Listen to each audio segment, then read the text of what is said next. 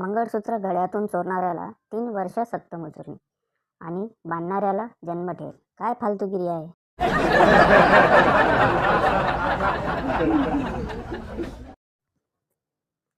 एक पेशंट डॉक्टरकडे आला. पेशंट: डॉक्टर, खांदा खूपच दुखत आहे. डॉक्टर: पुष्पाची ॲक्टिंग बंद करा.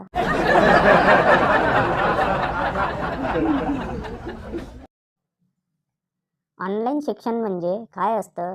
घरबसल्या ॲडमिशन घ्या, घरबसल्याच शिका, घरबसल्याच परीक्षा द्या आणि घरबसल्याच डिग्री घ्या आणि डिग्री घेतल्यावरही घरीच बसा.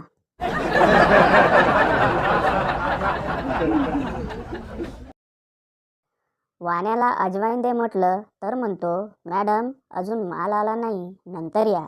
अरे बाबा, ओवा दे, ओवा.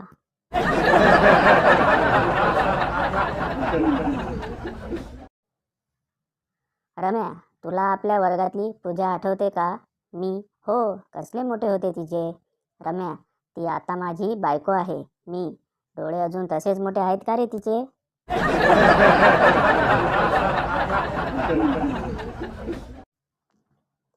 बँकवाले भाड्याच्या जागेत बँका चालवतात आणि मला फोन करून विचारतात, आपल्याला होम लोन हवे आहे का?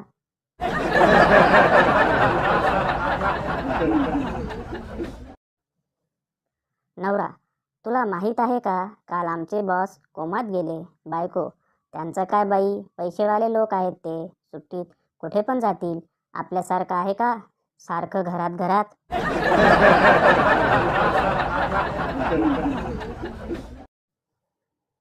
परदेशात तरुण पिढी सरकार चालवतात आणि वृद्धांना पेन्शन देतात.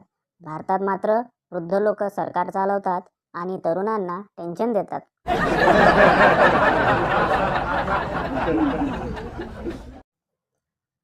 डॉक्टरांना विचारलं, ढेरी कमी करायला काही उपाय? ते म्हणाले, फोटो फक्त छातीपर्यंतच काढा.